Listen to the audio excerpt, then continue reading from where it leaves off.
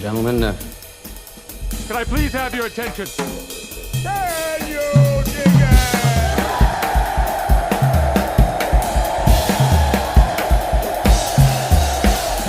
it? Greetings, dear listeners. This is Jonah Goldberg, host of the Remnant podcast, brought to you by the Dispatch and Dispatch Media.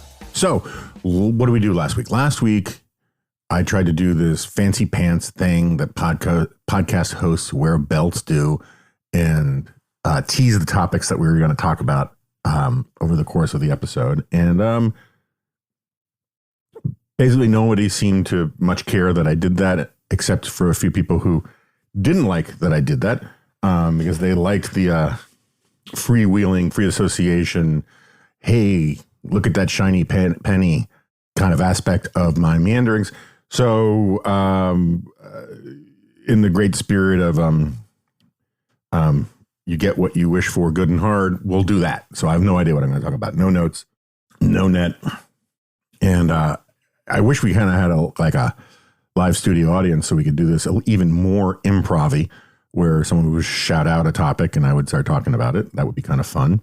I used to want to do this thing, speaking of that, where in the early days of National Review online, I wasn't alive for the early days of National Review,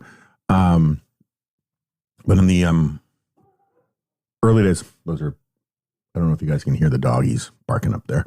I should explain. So this is I'm recording this very early because Adam, our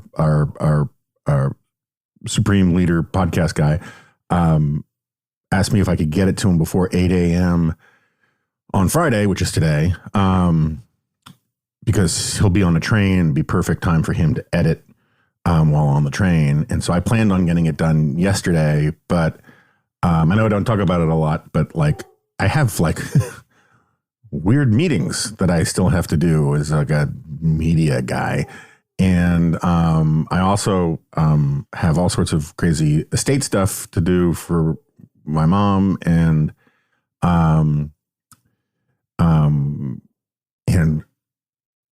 I'm also still, we never really had a proper memorial service because my mom wanted to have a party, not a funeral. And I was not ready to have a party. So we are now planning one for April. And so there's this party planning stuff that I'm doing. Anyway, so just a lot of stuff on my plate. And so I couldn't get it done yesterday.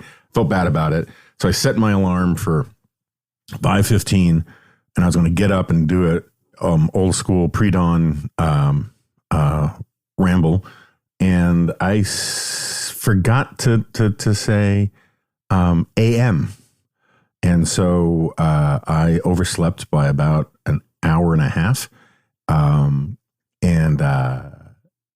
so I didn't get this audio to Adam in time, and for which I apologize. But I am recording kind of early and kind of rushed. And where was I before? Oh, right. So in the early days of National Review Online, when I should say in the early days of the Corner, when I was really getting my chops at being able to write fast on stuff, I wanted to do these contests where we would all wait for the newspaper to come out the next day, and the moment it was available or online or whatever, we would have. What I wanted to do was do a quality versus quantity speed writing contests. A couple times I did this with the old version of the G file, where I would just tell readers, okay, whatever is in the left-hand corner of the New York Times tomorrow, that's the topic I'm going to write about. And it was kind of stupid, but it was also just kind of fun. There's this, there are a handful of people who can write on stuff. There are a lot of people who can write really, really well, but they write slowly. And there are a lot of people who can write really, really fast, but they don't write particularly well. And there's a bunch of people who and there are a handful of people who try to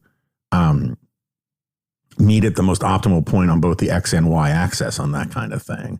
And, I'm one who tries. I'm not saying I'm anything like the best. There was that A.J. Liebling, who's this New Yorker, famous critic for the New Yorker, said he could write faster than anyone who could write better, and he could write better than anyone who could write faster.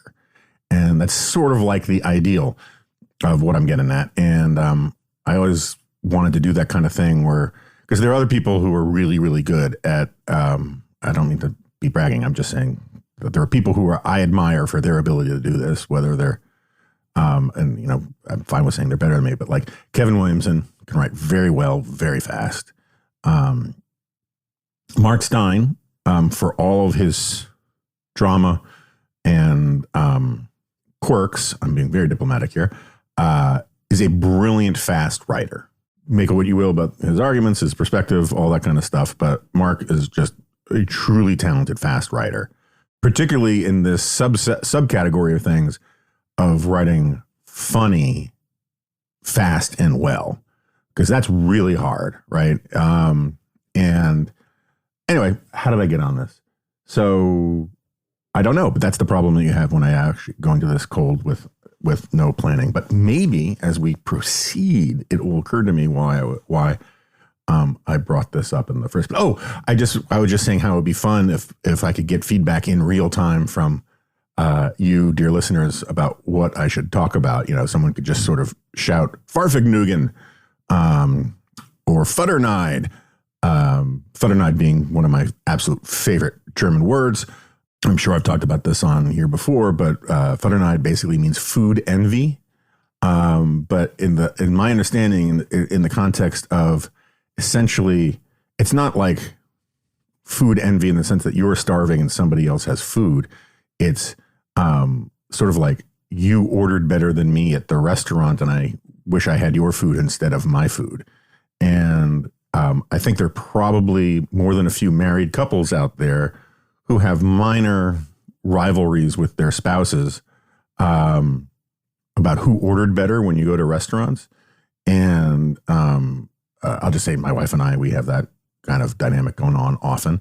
And so as I put it once in a column about this, you know, if I order better than you, your Futterneid fuels my Schadenfreude. And anyway, so people could just sort of yell out topics and we could just start talking. That would be kind of fun. And maybe we'll start, you know, we want to get back to doing some live Remnant events.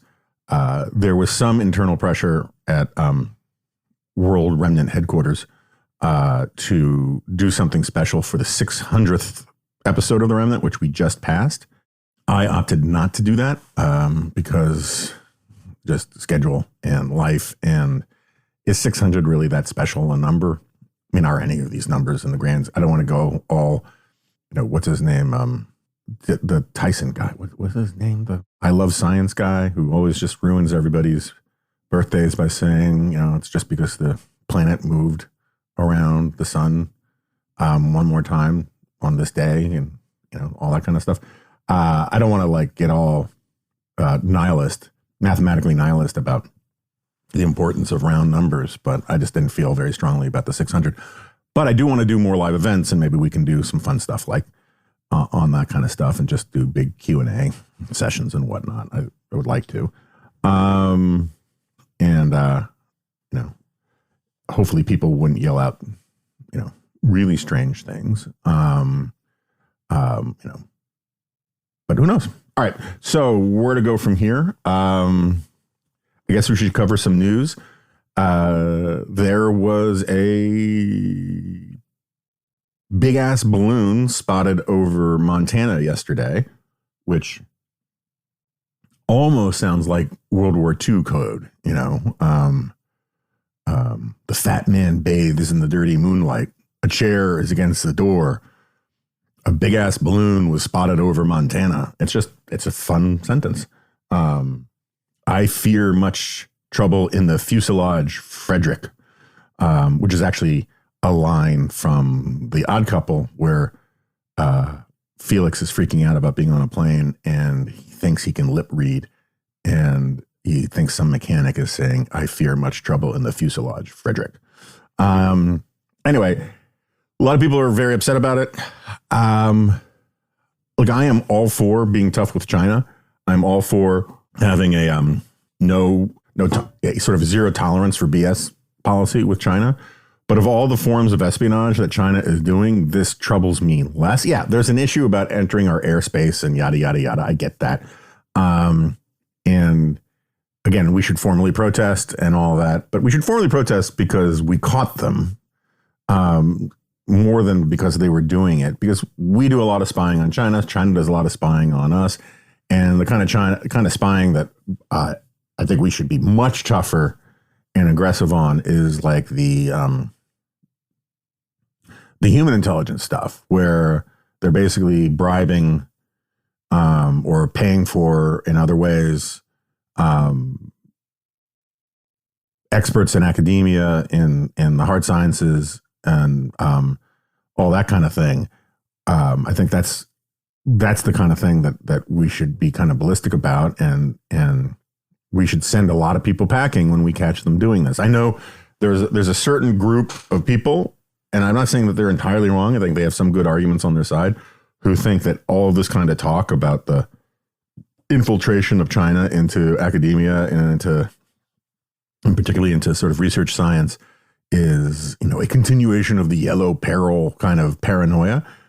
And it can be that, depending on who you were listening to and how they talk about it. But it's also a real problem. I mean, the FBI is said that the level and scope of penetration by China into all sorts of institutions in America is staggering.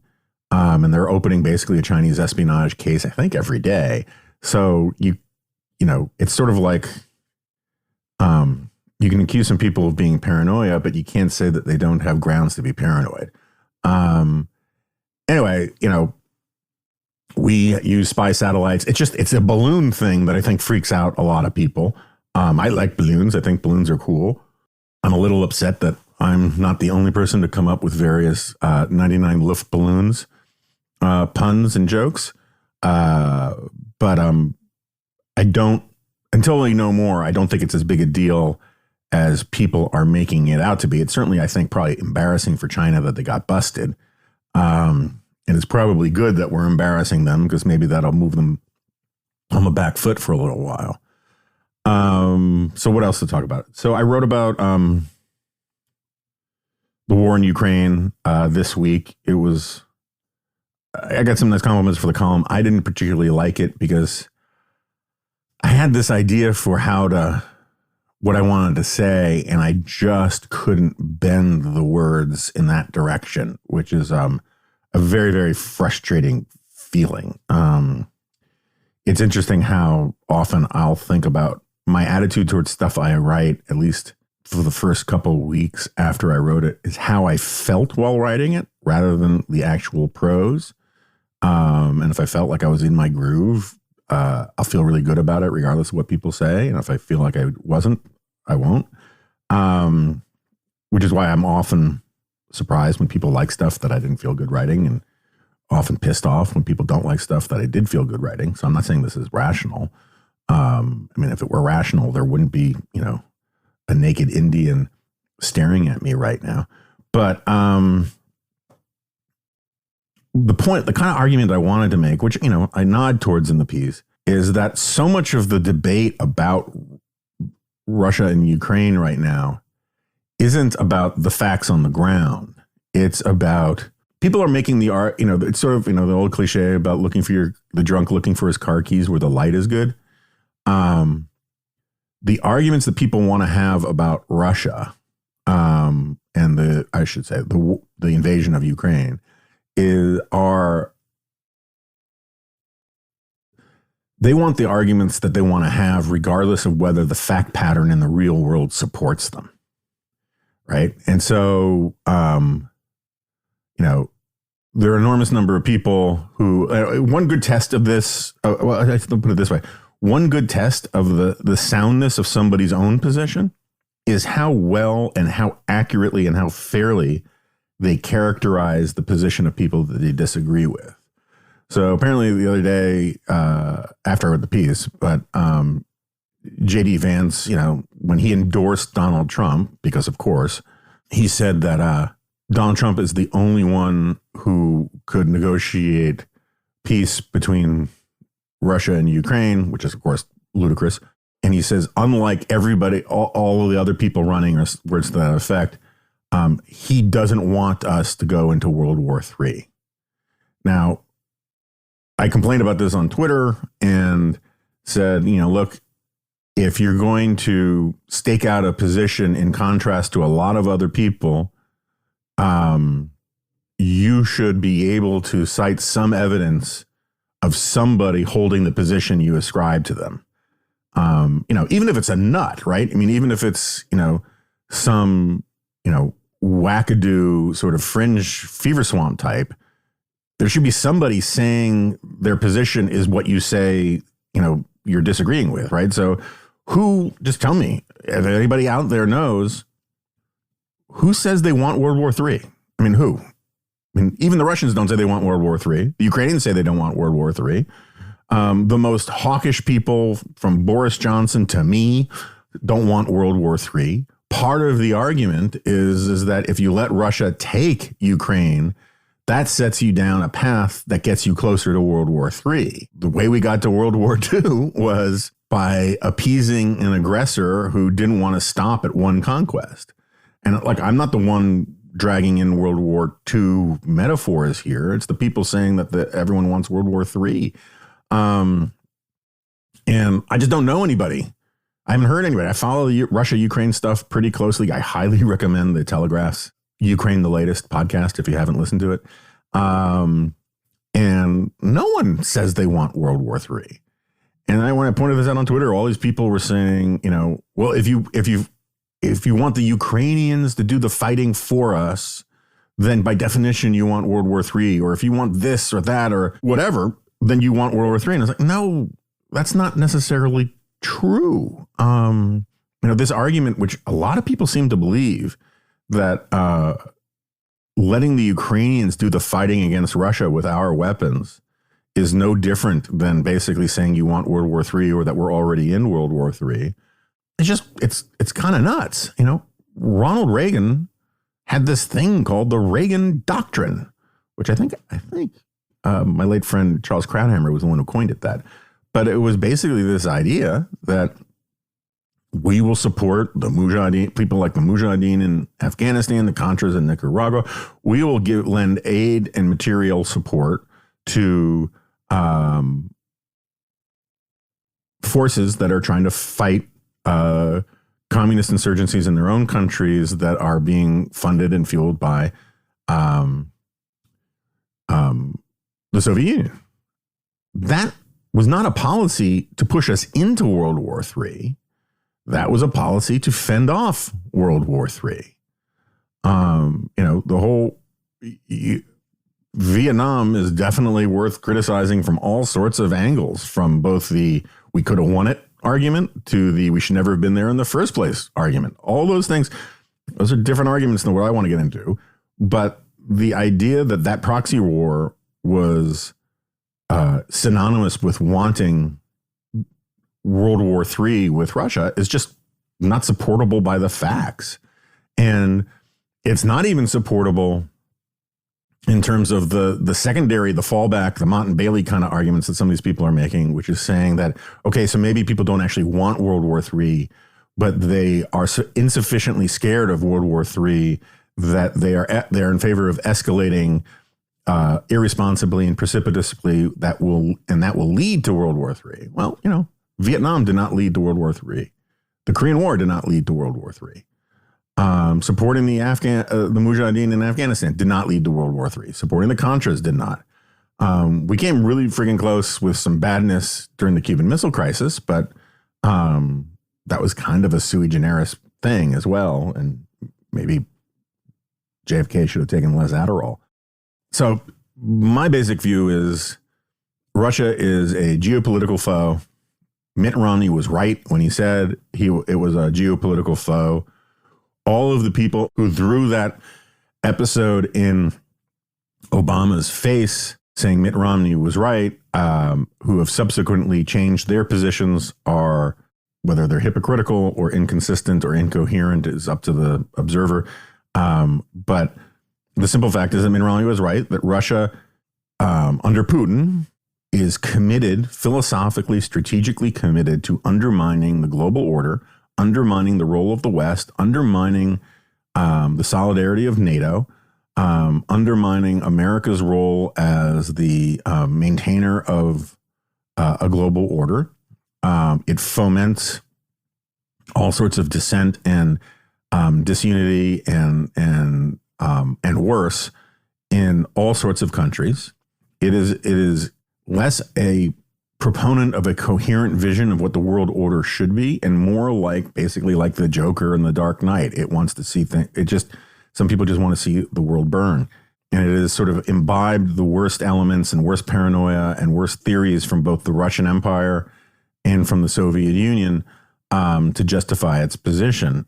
And people just aren't really sort of paying attention. It was fascinating. A couple of weeks ago, or maybe a week ago, there was a Quran burning protest thing in Sweden. And Erdogan, the possibly president for life of Turkey, used that as an excuse to say it was opposing Sweden's entry into NATO. And because the Swedes allowed the protest to continue. Well, it turns out that the person who actually paid the permit fee for the protest and who was arguably behind, at least the last reporting I saw, arguably behind the Quran burning itself, was this nutty, racist, right-wing guy who has been sort of a if not a Putin agent, then a Putin asset. So, of course, that makes a lot of sense, right? Is Russia wants to keep Sweden and Finland from joining. Turkey's got its own issues. So Russia sets up an operation where a Quran gets burnt so that Erdogan can use as an excuse to block Sweden's entry into NATO. Russia's a bad actor. And if you believe it's a bad actor, and if you believe that that Putin's ambitions do not end with Ukraine any more than they ended with Georgia or Grozny or Crimea, then sending the signal that, going across borders with militaries to seize land needs to be stopped, that there needs to be zero tolerance for that. If you believe that, then you actually have to have zero tolerance for it. And it's very frustrating to me, when we were in Iraq, and again, very open to criticism about the Iraq war, or even when we were in Afghanistan, the argument was Americans shouldn't be dying to protect these countries. Let the people who live in those, let Iraqis fight for Iraq, let Afghans fight for Afghanistan. It's a perfectly fair argument within the four corners of the argument. Sometimes I think it's strategically naive, and sometimes I think it's in bad faith. But it certainly is a powerful emotional position. Well, in this case, the Ukrainians want to fight for Ukraine. All they're asking for are the weapons and the ammo to do it. And the people who would normally say Americans shouldn't be fighting for Ukraine, let the Ukrainians fight for Ukraine, are now saying, well, we can't even help the Ukrainians fight. And I think it's just a really crappy, fairly evil position to take. And which gets me back to what I wanted that column to be about, which is that there is this disconnect between the reality of what is happening and the rhetoric about what people want to argue about. So like Andy Biggs, he can't oppose sending, he's this jackwad congressman. He says, he can't oppose sending Abrams, which we're barely doing if you actually look how this thing is going to work. We can't send Abrams tanks because it's going to end up with Americans in those tanks. And I know no such thing. No one knows any such thing. That's not part of the arrangement. Part of the arrangement is to be flat out, concrete about how Americans won't be driving those tanks, which is why we're training Ukrainians to drive those tanks. But Biggs would rather talk about a hypothetical scenario than the actual scenario that we're in. And I think that's a sign of how weak the arguments against helping Ukraine are. And just like I think, Vance says everybody else wants World War III, It's really easy to defend your position if you're going to turn everybody into a straw man who wants World War III. Well, then, of course, you have no choice but to endorse Donald Trump, man of peace.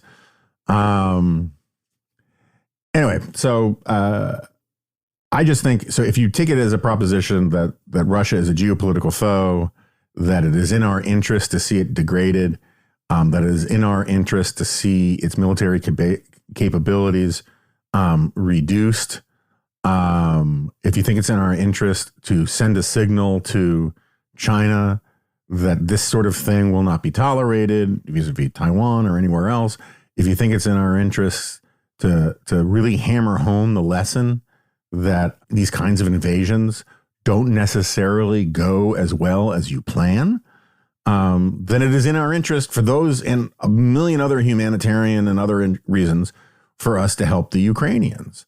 And no, that doesn't mean we should have World War III. That doesn't mean that we should have nuclear missiles. That doesn't mean American troops should fight. But we should do everything we can within reason to help the Ukrainians in their utterly moral fight to protect their own country and their own borders. And it is astounding how many of these supposedly really passionate nationalists out there who say that, the nation state is the fundamental moral unit of the international order and borders must be respected and that borders matter and blah, blah, blah, blah. All sorts of arguments that I agree with to one extent or another, are all of a sudden the Russians really want Ukraine. Who are we to say no? It's in their sphere of influence. It's really kind of friggin' hilarious that the EU is cast by a lot of these people as this terrifying, horrible empire, but a country that sends tanks over the border to murder people and shells cities in civilian population centers, essentially in the name of empire, like actual empire, doesn't scare any of these supposed lovers of the nation state. It kind of tells you something. Okay, so let's take a second to hear from our sponsor. Refresh your spring routine with a new oil change bundle at Advance Auto Parts. The bundle building process is simple. Get 5 quarts of Mobil 1, Castrol, Valvoline, Pennzoil, or Fram oil bundled with a select oil filter for one low price. And right now at Advance Auto Parts, when you choose a Mobil 1 full synthetic oil change bundle starting at $39.99, you get a drain pan and funnel free. Advance Auto Parts makes it easy to build your bundle in the store, on their website, or using the Advance Auto Parts app. If you need help, their expert team members are always on hand. So, when it's time to change your vehicle's oil this spring, remember that Advance Auto Parts is the place to build your bundle. Right oil, right filter, right price, every day. Only at Advance Auto Parts and participating CarQuest locations. Use the Advance Auto Parts app to build your bundle and pick it up at your nearest store.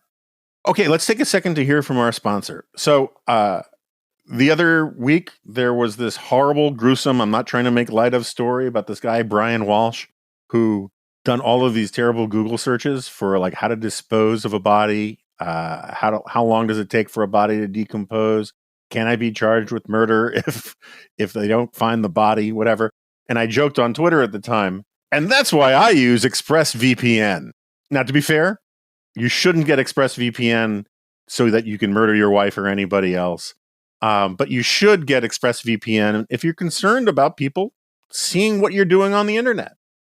Because ExpressVPN is a great way to avoid getting spam, avoid getting ads that you don't want tracking you, following you all over the place. It's a great thing to use if you want to avoid getting hacked in any way whatsoever. Because using the internet without ExpressVPN is like checking in your baggage at the airport without a lock. You think your stuff is kept private, but you never know who's going through your belongings. Lord knows that this is why people like Guy use a lock on his luggage, because you just don't want some guy in a TSA uniform going through that stuff in public. When you go online without a VPN, internet service providers can see every single website you visit. They can legally sell this information without your consent to ad companies and tech giants who then use your data to target you. When you use ExpressVPN, ISPs cannot see your online activity. It's like a lead shield preventing even Superman's X-ray vision from intruding upon your privacy. Your identity is anonymized by a secure VPN server, and your data is encrypted for maximum protection. ExpressVPN works on phones, laptops, even routers, so everyone who shares your Wi-Fi can be protected. Simply fire up the app and click one button. So, secure your online activity by visiting expressvpn.com/remnant today. That's expressvpn.com/remnant, REMNANT. And you can get an extra 3 months free. expressvpn.com/remnant. What else? We talked on the Dispatch podcast about all of this committee removal, falderall, and hootenanny, and brouhaha, and Donnybrook. And I'm trying really hard to figure out a way I can actually care about it other than a spectacle. I agree with my friend Dan McLaughlin over at National Review that there's a strong case to be made for the Republicans playing this tit for tat game. Eventually, this tit for tat stuff hopefully would burn itself out, and they would get back to sort of a fairly liberal rule, right? A liberal rule would be a rule that says, we will all abide by, the long tradition of each party determining who's going to be on what committees and yada, yada, yada. And it's going to apply when we're in the majority, it's going to apply when we're in the minority, right? It's sort of like the classic statement on liberalism. God, what's his name? James Harrison, I think, is the British political philosopher.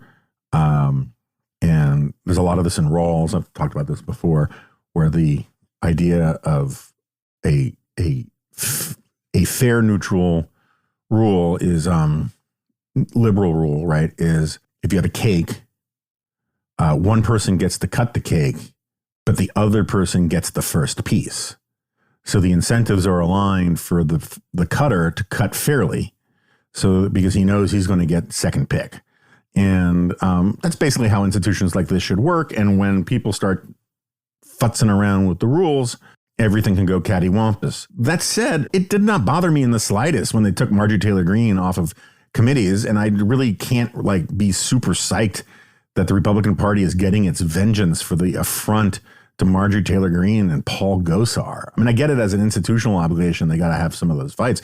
But Marjorie Taylor Greene and Paul Gosar are bad apples, particularly Gosar. I mean, he's every bit as anti-Semitic as Ilhan Omar. And I can't be aggrieved for the plight of poor Ilhan Omar, or even of Adam Schiff and Swalwell, who are smarmy people. But so I just, Congress is supposed to be a place with lots of political intrigue and fighting and all that kind of stuff. So let them fight, and hopefully we'll get to some sort of new equilibrium. And there's a certain benefit in having people think that these committee assignments really, really matter. And that, it's important to actually do your work in Congress. But whether that's actually a lesson and it's not more like two warring tribes ritualistically cutting each other to claim who's the greater victim, I don't know. On victimhood, it's funny how among conservative eggheads, right? I try not to use the word intellectual, but among smart conservatives, including most of my friends, including me, right? I'm including myself in this. The argument about how victimhood was the cult of victimhood, the glorification of victimhood was ruining the country and it was the left's fault is very, very, very old. I mean, the first piece, the only piece I ever wrote for the Public Interest was all about this problem on college campuses. And that was, my God, I don't know, 25 years ago, something like that. And my argument was not by no means a new argument. The original book, James Burnham, Suicide of the West, a big part of his argument is that the problem with liberalism was that it was suffocating in guilt, and that was causing this sort of cult of lionizing victims.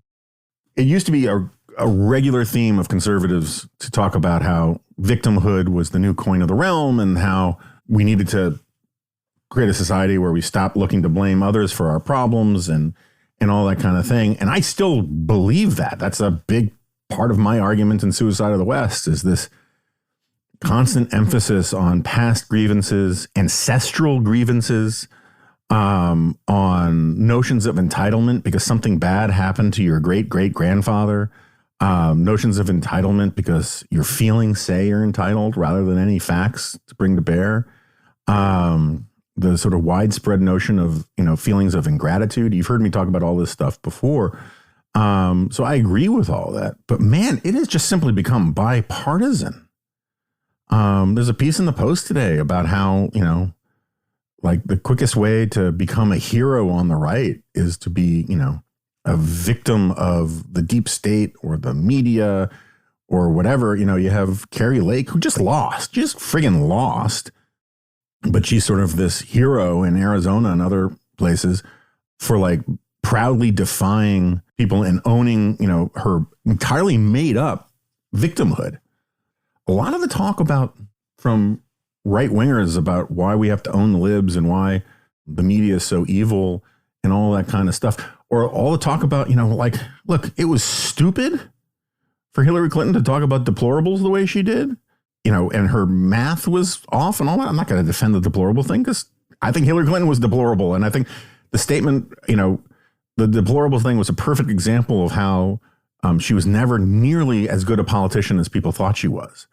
But the whining, the bitching and moaning from the MAGA crowd about the deplorable thing for 7 years now, it really kind of tells you something. I mean, there is this massive sort of chip on the shoulder, whiny, woe is me, we're the real victims of society crap going on. A lot of martyrdom too. I mean, like Dinesh compares himself to Martin Luther King because he went to jail for a campaign finance violation. Now, I think there's an argument to be made that he shouldn't have gone to jail for what he did, that it was sort of excessive or punitive. There's also an argument that he should have gone to jail. I don't really give a rat's ass, and I'm not in the business of defending Dinesh at this point. But whether he deserved to go or not, the idea that he was like Martin Luther King and that he's some sort of, heroic martyr victim is, sorry, John Podhoretz is texting me, and I forgot to put my phone on Do Not Disturb. Is just sort of ridiculous. And it's sort of become instantiated. And actually, I think it drives a lot of policy stuff on the right these days. All of the, lost manufacturing thing. Even like there are some places where it helps drive policy positions for legitimate reasons. And there are legitimate problems behind it. Like the deaths of despair thing is terrible. The fentanyl overdose stuff is terrible. The opioid crisis stuff is terrible. There are definitely reasons for finding good public policy solutions to them. But to listen to the way, like the sort of Tucker heads talk about a lot of this stuff, it's really about, victimhood. They're coming after us. I mean, the whole, January 6 people were freedom fighters and they're in jail because they're political prisoners. And, at CPAC, they ran that banner that said we're all domestic terrorists now because they wanted to sort of find common cause of people. I thought the Department of Education's letter calling, the threats, on school boards and stuff, domestic terrorism was really politically inept. Although threats on school boards are terrible and all that, but it was handled badly. And I think the administration incompetently got worked by various bad actors and all that kind of stuff. But the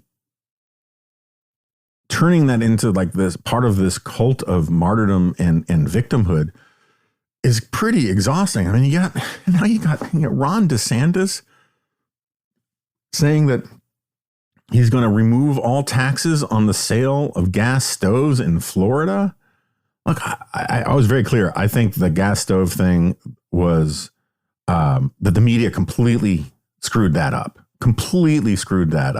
I think the conservatives who were complaining about the attempt to ban gas stoves were directionally right. I mean, some people got over their skis and all that kind of thing. But the attempt by the media to literally, I shouldn't say literally, but ironically gaslight people into saying that conservatives started this culture war thing with gas stoves was just a lie. And it was kind of outrageous. Bloomberg ran a story saying that the government was considering a ban on gas stoves. And it was in the plain text of the article. And people responded to that.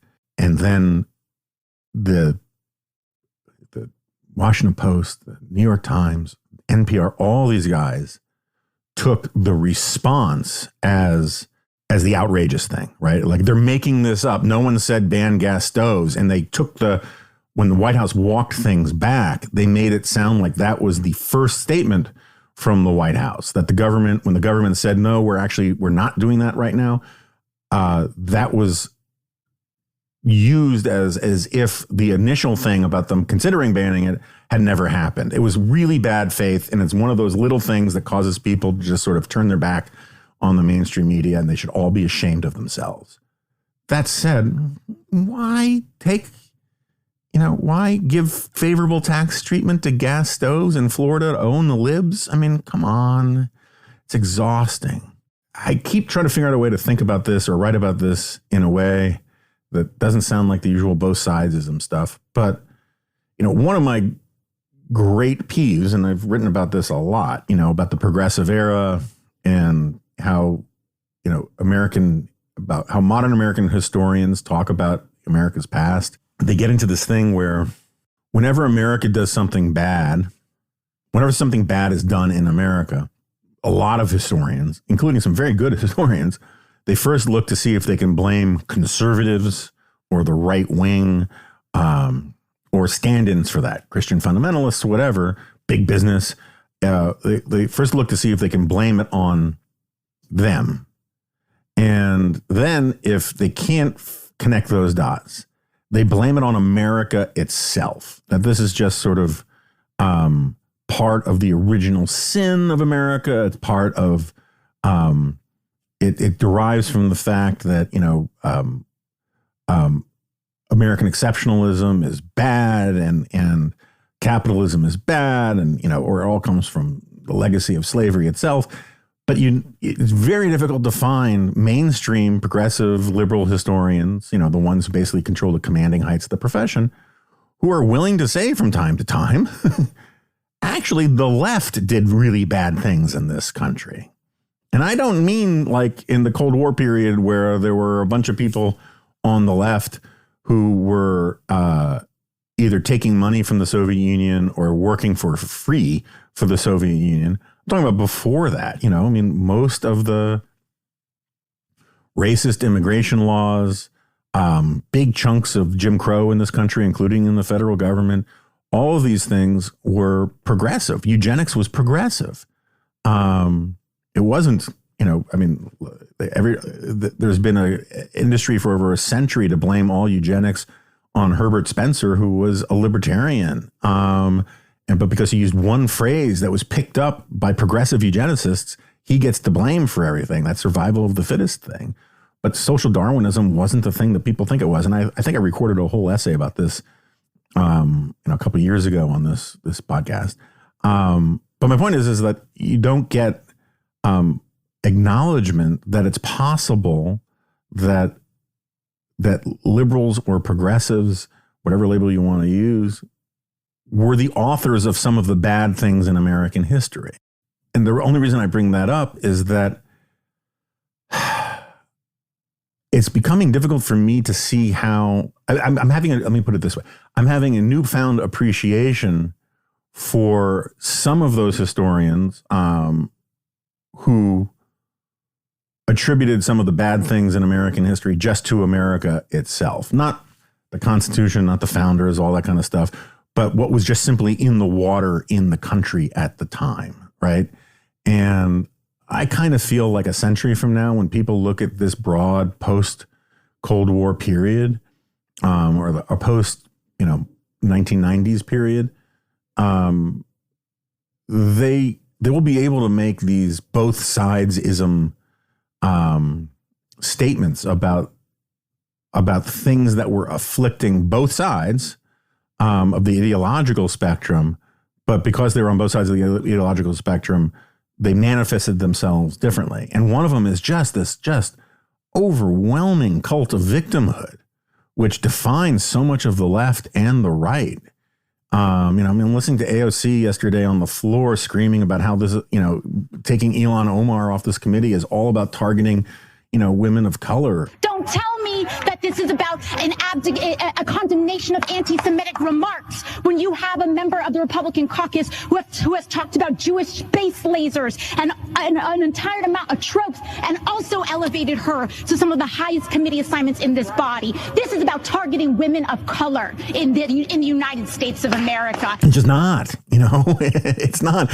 You can still think it's unfair. You can still think it's wrong, but, you don't have to reify it and turn it into this identity politics argument. I mean, the two other people who were being pulled off committees were white heterosexual men.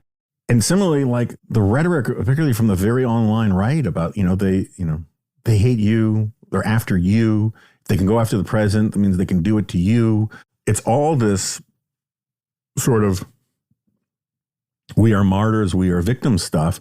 And it's just in the American system. And I could probably make an argument that the right picked this stuff up from the left, because so much of the problems of the right these days are the right deciding we can't beat identity politics, so we should create our own. But, I suspect that there have always been strains of this within certain, tributaries of American Christianity going way, way back. And there's always been, the paranoid style has always been an American thing, not a right-wing thing. But man, it just seems to me that like if you can get the right critical distance, a lot of the problems that we have with our politics are cultural and psychological problems that manifest themselves differently on the left and the right. But too many people think that it's ideology driven, when in fact it's just the ideology is the label that we put on these psychological and cultural dysfunctions that are way upstream. And I suspect that that historians, when they look back on this long period, they will probably find a lot more explanatory power in the breakdown of organized religion than they will in all sorts of ideological and economic arguments. And, the breakdown in organized religion starts on the left, and that's where you start to see politics become a form of religion first. And then the breakdown of religion, spreads to the right, and politics is becoming, in some ways, even more powerfully a new kind of political religion. Because human beings cannot, and this is the point of my first book, my second book, and my third book, human beings cannot turn off their hunger for meaning and belonging. And if you don't have good, healthy institutions that provide satisfactory repositories for those feelings, we will look elsewhere. The quest for community cannot be denied. And so a lot of the problems of our politics have to do with the healthy expressions or the healthy, objects of the quest for community being removed, be they local neighborhood, be they strong families, be they organized religion and healthy schools and all that kind of stuff. And when you take those things away, people's hunger looks elsewhere, and too many people are looking to Washington and to politics. I'm coming around to the point of view that my understanding of how the left started a lot of these problems is giving way to this sort of view that the left didn't start these problems, is that a lot of these problems first became apparent on the left but they weren't created by the left. It's sort of like if there's some pathogen, some disease vector, right? Some pandemic thing that, let's say people with diabetes are much more susceptible to it. Everyone can get it, but people with diabetes can get it more easily. Then you wouldn't say that the people with diabetes created the disease, even though it could look that way, right? Because like nobody had this disease and then all of a sudden all the diabetics had it. And you're like, aha, it's because of the diabetics. No, it's just that they got it first. And I think this loss of faith, loss of community stuff, I think mostly started on the left, but it wasn't a function of the left. It was a function of these larger forces upstream. You could also, I'm not trying to like beat up the left particularly here, because like you could also make a case, I just don't want to get back into the Schumpeter's children thing, that it really starts with rich people and trickles down. And rich people tend to be very well educated, and the ranks of the sort of intellectuals and all that kind of stuff, the city mice versus the country mice. And so you can see why these ideas would spread first on the left and then migrate rightward. My point is it's very complicated, but I think a lot of America's problems are actually American problems and not problems uniquely of the left or the right anymore. Anyway, it's an idea, a thought in progress. I brought the G file out from behind the paywall. Anyone can, any one of you listeners can read it. I got a lot of pointed, mostly positive reaction to it. Some of it will be very familiar to people. Going by what we know now, I got no problem with all the officers involved in the Tyree Nichols killing going to jail, right? You have to suspend final judgment until these things go to trial. People were sure that all the cops in the Rodney King thing should go to jail, and then a jury had a different point of view. But taken what we have good reason to believe happened, I don't have any problem with all those guys, all those cops going to jail for a long period of time. But we'll see, what new facts, if any, come to light. I'm just trying to be responsible. There's a reason why you say alleged, right? So this is one giant rationalization about the word, or explanation of the word alleged here. But I find, as morally horrifying as I find what they did to that guy, what they did to Tyree Nichols, and I think it's really interesting, is that you'll often find, like on Fox and other places, they'll bring on cops whose natural instinct is to defend cops. I understand that. And it's one of the reasons why they're, pundits, is they want to back the blue and all that kind of stuff.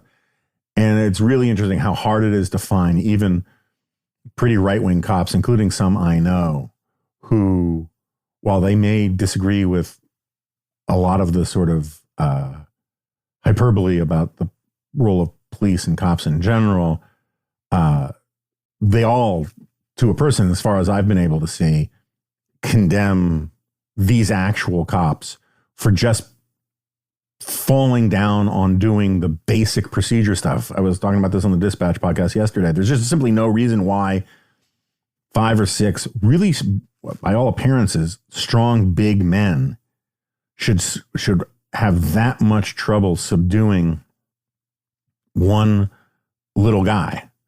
And, I've been waiting for someone to make an argument saying, well, they outlawed these holds or this kind of thing.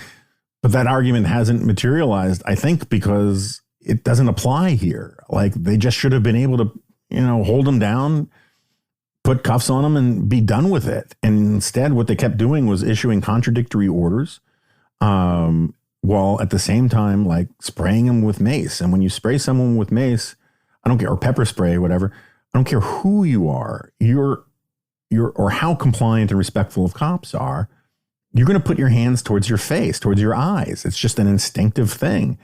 And so people, these guys are saying, put your hands behind your back, and then they spray him with mace. So of course he's going to put his hands on his eyes. And then they said, we told you to put your hands behind your back. It's just bad procedure and all that.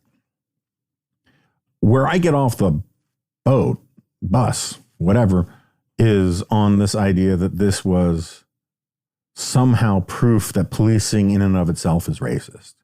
Somehow proof that all cops are racist, or that, or as Van Jones makes this argument, my CNN colleague makes this argument that you shouldn't look at the race of the police officers, you should look at the race of the victim. And if the victim is black, then that is sort of prima facie evidence that this was racist, police brutality. And I just find all of that nonsense. I mean, just not persuasive in this light. I understand it comes from a place of sincerity and emotional feeling and all that kind of thing. I've known plenty of Jews who, very sincere, like Uncle Leo in Seinfeld thinks his burger was overcooked because of anti-Semitism. I know lots of people who are very sincere in their views about racism and all that, and they have understandable, colorable arguments for why they see the world the way they do. But that doesn't make them right. And it's just simply not tenable to say that when white cops or black cops beat and kill a white suspect, that it's one thing. But if the same fact pattern applies and the suspect is black, then it's proof of racism, systemic racism. And where I really get off the bus is this idea that policing in and of itself is racist. And there are even people, and again, I'm a word guy. So, everyone who's like, I get very frustrated with people who say, you're taking these other people too literally while they take me extremely literally. I get these criticisms from people saying, what they're really saying. And I don't know what they're really saying. When people say over and over and over again, that policing, not American even policing, but policing is a product of slavery in the United States of America. It's sort of incumbent, first of all, it's incumbent upon them to use the correct language, not incumbent upon me to give them the benefit of the doubt about how to fix their wrong arguments and their wrong statements. But even the people who say that policing in America was created by, is a product of slavery and the Fugitive Slave Act and slave patrollers who became police, even if I'm willing to sort of concede that the people who say, no, policing qua policing, all policing is racist, even if I'm willing to sort of insert the word American before policing to help their argument a little bit, it's still nonsense, right? Because, okay, so let's just go through it really quickly. Policing is not racist. Can there be racist policing? Sure. There can also be, racist education. There can be all sorts. You can put the modifier or the adjective racist in front of all sorts of things. And that can be a real thing, but that doesn't mean that without the word racist, it stays racist, right? So like education is not racist. Policing is not racist.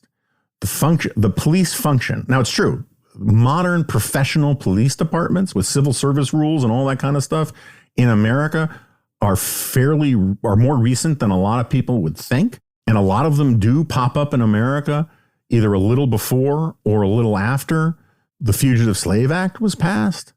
But the causal relationship between the Fugitive Slave Act and, say, the founding of the Memphis Police Department, which came 9 years earlier, or the San Francisco Police Department, which I think came the year before or maybe the year after, it doesn't matter, just isn't there. Like the Fugitive Slave Act did not create the Boston PD. It did not create the Minnesota PD. It did not, Minneapolis PD, where George Floyd was killed. There's no connective tissue there at the time. And there certainly isn't any connective tissue, 4 or 5 generations later. So policing, I keep worrying that maybe I've got something wrong on this. And so I keep looking it up and I keep turning out that I am right. Policing, right? None of the professional police departments with all the rules that attain to a modern police department, but policing, constables, sheriffs, right? Forces that protect the civil order and take possession of people when they're caught raping or murdering or pillaging or whatever.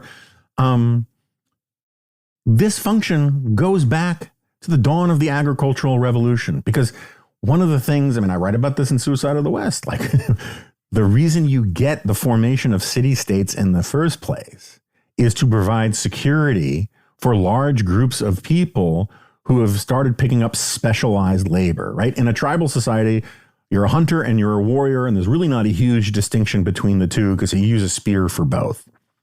But in more modern economies after the agricultural revolution, you start getting specialization. You have professional armies. You have full-time blacksmiths. You have full-time farmers. You have full-time tanners, full-time cooks. You can go down the list, right? And so if you're asking people to give up the means and the social structure to protect themselves from violence, the city-state or the state needs to take on that role. And that's the implicit bargain that creates the first sort of quasi-modern societies and civilizations. Now, often the threats were from foreigners, from rival city-states or rival clans. We can get into Mansur Olson's theory of the stationary bandit, which is one I agree with.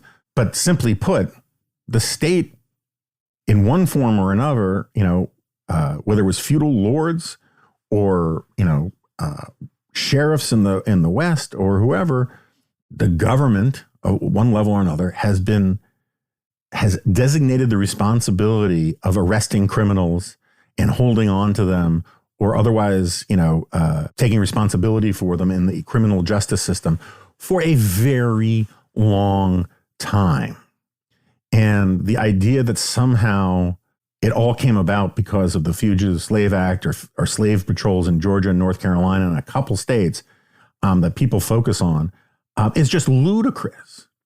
And it's all the more ludicrous when you realize that essentially every country in the world has police. And certainly every modern democratic society in the world has police.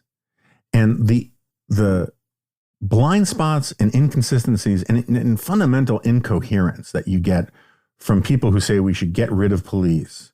And I'm the first to concede this is a very small group of people, but a much larger group of people do not push back on it, right? Where are the liberals who yell at me, who lecture me and accuse me of nut picking because I'm just singling out a few people?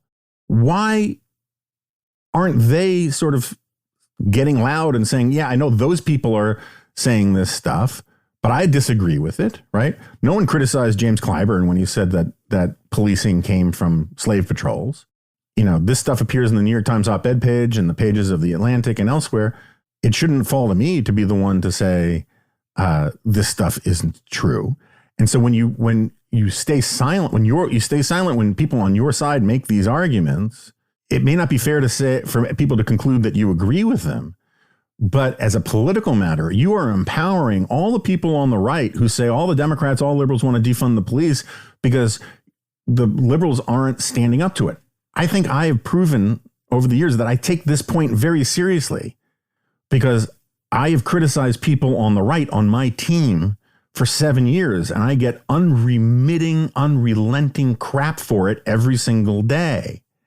But I take that sort of police function of my own side seriously. And I think a lot more liberals need to do the same thing if they don't want to be caricatured by the caricatures in their midst. And so let's just deal with the logic of the argument, right? If you think, first of all, it is amazing to me that people, the party writ large, the coalition, the group, the side that is more passionate, more committed, more intellectually and emotionally engaged with the idea that we should expand the role of government in all sorts of spheres of life, is tolerant of the idea that the police are bad, that and tolerant of people who say defund the police, right? I'll address people who say get rid of police or police are racist. The Black Lives Matter Foundation, which still gets fairly fawning treatment from mainstream liberals because they're terrified of the idea of criticizing something called the Black Lives Matter Foundation. The Black Lives Matter Foundation states unequivocally that we should just get rid of cops because they're racist and that policing is racist. And so the Black Lives Matter Foundation is full of sort of social justice, quasi-Marxist people who believe in, expanding the role of the state in all sorts of different ways. But they are unwilling to conceive of a group of people capable of enforcing the laws that they want to impose on the country. I mean, how are you going to collect all those extra taxes, all that extra revenue from the millionaires and billionaires whose wealth you want to confiscate if you don't have police of some kind? How is that going to work? This idea that somehow you can utterly trust all of government, every government, agency, except for the ones who we entrust to protect us from, murder, robbery, and rape, and that kind of thing, is bizarre to me. It's also bizarre to me if you're going to complain about how stupid it is for, these crazy, right wingers to cling to their guns, while at the same time saying you're going to get rid of the police. If you actually got rid of police in this country, you know how many people would want and carry guns at all times, right? The whole go back to Max Weber, right? The whole idea of the state is that the state has a monopoly on violence, right? The state gets to regulate the use of violence in society. And if you want to say that the boots on the ground of regulating violence need to be gotten rid of, right? The actual people who regulate violence need to go. You can't regulate violence, right? You are basically privatizing violence in this country if you do that. You have all these people who are like mad about private security services in this country. And that's fine. There's an argument about that. I don't agree with it. I do agree that we should get rid of private prisons. I have more problems with that. But there are people who get very angry about, the private security stuff in this country, which I just think is a perfectly fine thing. Even if I'm not aware of any, but if there are abuses somewhere, abuses are bad. But you want to have an army of essentially private militias in this country? Get rid of cops. It's just fundamentally not serious on its own terms. It's just not a serious argument. And it's a politically deadly argument. There was never any evidence during the defund the police hysteria during the George Floyd stuff that African Americans and Hispanics, brown and black people, people of color, disadvantaged communities, whatever phrase you want to put on it, there's no evidence that such people wanted no police. There was no poll that said that. The only polls I ever saw, and I went looking, said something like, a significant majority, 60-something%, wanted more police in their community. Or maybe it was like 60 or 70% wanted more police or the same amount of police in their community. And that something like 20% said that they wanted fewer police in their community, which, okay, but fewer is very different than zero. With fewer, somebody still comes when you call 911 and say, there's somebody in my house with a gun, right? With fewer police, you still have police. There was no evidence that anybody wanted zero police. And so anyway, among my biggest problem with this approach to this sort of rhetorical approach to policing and the alleged racism of policing and all of that. And this is how I began the G-File, and I made a more coherent case there because I was more awake. Seymour Martin Lipset, who's one of my intellectual heroes, I knew him a little bit. He had this famous line, which he said all the time: if you only know one country, you know none. And I think, if you actually understand what he's getting at there, it's a really profound and important statement, because he doesn't say, if you only know one country, you only know one country, which is logically, sort of syntactically, makes more sense, right? He's saying that if you can know all sorts of things about your own country, but if you don't know about other countries, what you know about your own country is misleading. or wrong, in really, really important ways, and so I think that there's a really weird kind of myopia, really struggling for the right words this morning. There's this really weird kind of anti-Americanism that comes out of ignorance about other countries, right? If you believe that America, you hear this all the time. You hear a lot from college kids, but you hear it a lot, growing up in New York City, I would hear this kind of thing all the time, in this country, we're crazy because we do things this way. And, and you ask them, well, how do they do them in other countries that you think is better? And they have no idea, right? But they just sort of assume that if something is wrong here, it must not be wrong in like enlightened Europe or in Canada or Sweden or whatever. And it turns out that there are just some problems with human existence that are thorny and difficult to deal with. Police brutality exists in every society in the world. We do not rank particularly high. I mean, we definitely rank high among rich countries. We rank high in homicides. We rank high in police killings, all that kind of stuff. Absolutely. We rank high, and that's bad. Fine. But we actually have a lot in common with Latin American countries when it comes to homicide rates and police killings and all that kind of stuff. And, David French has made this argument, as others have, that we actually culturally have a lot more in common with Latin America than we do with Europe, because homicide rates in Venezuela and Mexico and Brazil are higher than they are in the United States. Police killings and police brutality are higher in Latin American countries than they are in the United States. But our stats on these fronts are higher than they are for people in Europe. But if you think that America is the only country that has police brutality, if you think America is the only country that has racism, then after a while, you start convincing yourself that America is defined by these things, right? That is what makes America America, is racism and police brutality or murder or whatever. And that's not what defines America. That's not why millions of people all over the world move to America, for the police brutality and the homicide rate. They see something else. But particularly for a certain kind of activist, ideologue mind that fixates on these issues, you come to think that these issues are what it means to be America or American, and that, America is defined by race and racism. Racism is a much bigger problem in lots of other countries. I'm not saying it's not a problem, and I'm not saying this is a defense of American racism, but it opens your heart and your mind up to a little humility and a little grace about some of these issues when you realize that, there are a bunch of European countries that are far more racist than us, according to all sorts of social survey data. There are lots of communities, non-white countries out there that are wildly more racist than we are, including places like China and India.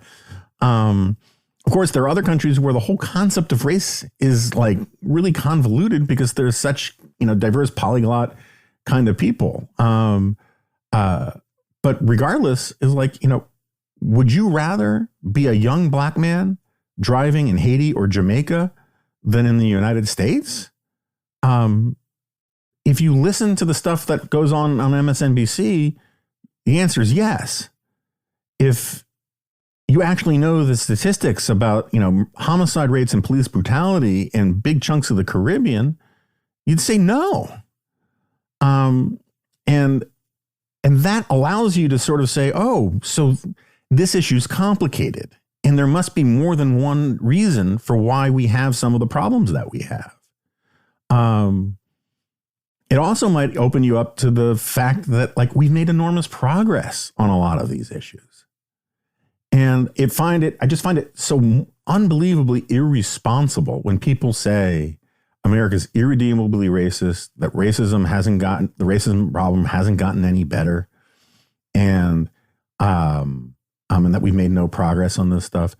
And not only is it irresponsible, not only is it actually legitimately dangerous, because if you tell people that nothing's gotten better, everything's gotten worse, you're going to get a lot of people who say, oh, okay, so normal politics and normal reforms don't matter. We need to take more drastic action, right? if you persuade people, and this is definitely a problem on the right as well, if you persuade people that nothing good is happening and there is no progress, that's how you sort of breed radicalism and even terrorism. I'm not accusing anybody of deliberately creating radicals or terrorism, but I'll blame lots of people for creating radicals. I'm not saying that people are, deliberately encouraging stochastic terrorism or any of that kind of stuff. I'm just simply saying that when you tell people that nothing's getting better and that normal politics is pointless, you're setting people up to become bomb throwers, either literally or figuratively. And it's just friggin' not true, right? We made enormous progress on race in this country. I mean, the share of people who are interracial marriages has been rising steadily. Like, you're going to tell me this country is getting steadily more racist, even as more and more people are marrying people of different races, right? I mean, like, oh, I hate those people, but I will have babies with them. It's just a weird argument to make. The share of people in this country who are willing to, who say that they wouldn't mind if a person of a different race moved next door has been steadily going down for decades. The people who would object to having a person of a different race next door has been steadily going down for decades. And you can say, oh, that's social desirability bias. People know that they're not supposed to say they have a problem with blacks or Asians or whites or whatever moving next door, so they don't say it. And I'm sure there's some truth to that at the margins. But the simple fact is that even the social desirability bias is a sign of progress, because it used to be that people were utterly unapologetic for stating their racist views. And now they know that that's just simply socially unacceptable. But moreover, it's just sort of like, if you really believe there's no progress and that nothing has been done and that things haven't gotten better, then let's just get rid of the HR departments. Let's get rid of all of this bias training. Let's get rid of all of this diversity mongering, because if all of that stuff has done nothing to improve race relations in this country, if race relations have only gotten worse or stayed the same since Jim Crow, then why do we have diversity officers? Why do we have racial sensitivity training? Why are we banning all of these words and phrases and concepts on college campuses? I mean, is it just a jobs program? Because that's the argument people are making when they say we've made zero racial progress in this country. They're saying all of the efforts of all of these people, going back to Martin Luther King or Booker T. Washington or whoever, have been for naught because nothing has gotten better. And again, I am perfectly willing to acknowledge that most liberals, including most black liberals, don't actually believe this, but they give enormous oxygen to these sorts of statements and arguments. They do not push back on it. Instead, they leave it to people like me to push back on it. And then a bunch of people call me a racist for even questioning this stuff. And screw you. I mean, I just don't buy any of it. And I think it's dangerous. I think it's literally unpatriotic because it fuels a notion of anti-Americanism. It's anti-human because it reduces people to these cold, impersonal forces and says that, even though these black cops were born probably 1998, 95, whatever, and they were raised in a society that condemns racism, and they went to all of these schools and all that kind of stuff and blah, blah, blah, blah, blah. The second they put on those uniforms, they are inhabited by the ghost of Jim Crow and racism and fugitive slave patrols. And those black people have no agency whatsoever to make humane, decent choices, because the system itself is racist and compels these actions regardless of the individuals. I think individuals always have the power to make good decisions. I think the system can't work if you don't believe in human agency. Why put anybody in jail?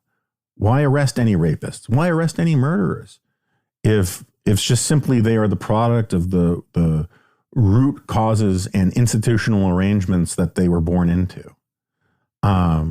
You have to give people the benefit of the doubt, whether they've done evil or they've done good, that they did it on purpose, because otherwise there's no such thing as justice.